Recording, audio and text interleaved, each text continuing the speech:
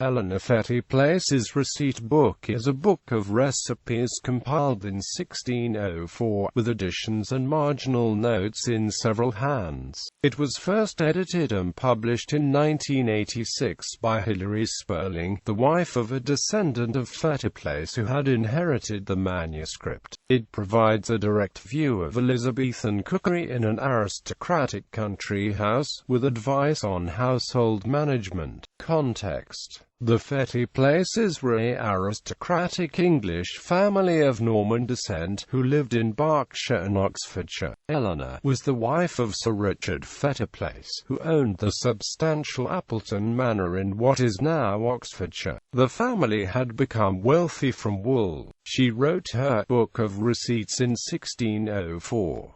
Apart from Elinor's recipes, the book contains marginal notes and additions written by several different people, indicating that it grew over more than one lifetime. In 1647 Elinor left the manuscript to her niece, Anne Horner, desiring her to keep it for my sake. Publication: the book was first published only in 1986 by the Salamander Press in association with Penguin Books, the manuscript having been inherited by the husband of the editor, Hilary Spurling. The compilation gives an intimate view of Elizabethan-era cookery and domestic life in an aristocratic country household. The book contains over 200 recipes, updated by Spurling. After an introduction on the Fettiplace family, the book is structured into 12 sections for the months of the year. The book ends with a bibliography, notes and index.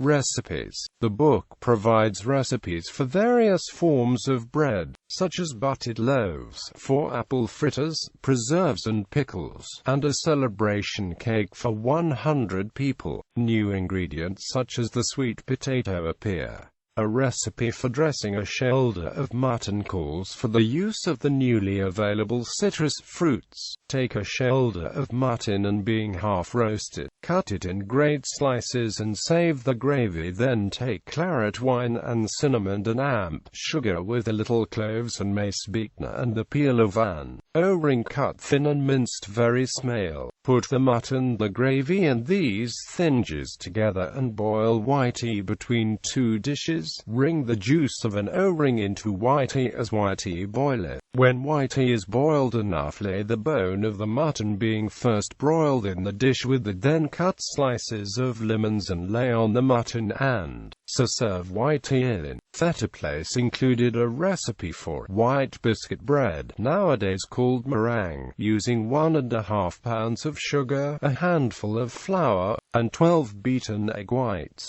Reception: Paula Dates, writing in the New York Times, quotes Spurling's claim that the book describes many aspects of Elizabethan household life about which historians had no knowledge. The Oxford historian A.L. Rose described the book as a fascinating find, and wrote that it deserved the taste of the Victorian Mrs. Beeton's success as a bestseller. The novelist Lawrence Norfolk, writing in The Guardian, described the book as containing recipes, remedies and preserving methods, gathered over many years, almost like annotations in a family Bible. Quote, he praises Hilary Spurling for testing the recipes, a heroic undertaking in a modern kitchen, only balking at Sir Walter Raleigh's syrup of tobacco, which was then widely grown in the west of England. He mentions especially delicate cat-stung biscuits, light sauces, and liaisons whisked up, and describes Fettiplace's recipes as a sophisticated cuisine but presented as typical of the time. The historian Elaine Leorme describes the effect of the modern title of this and similar books, such as Lady Sedley's Receipt Book and Lady Borlace's Receipters Book, as conjuring up a homey picture of the lady of the manor collecting all sorts of household information as part of her housewifely duties.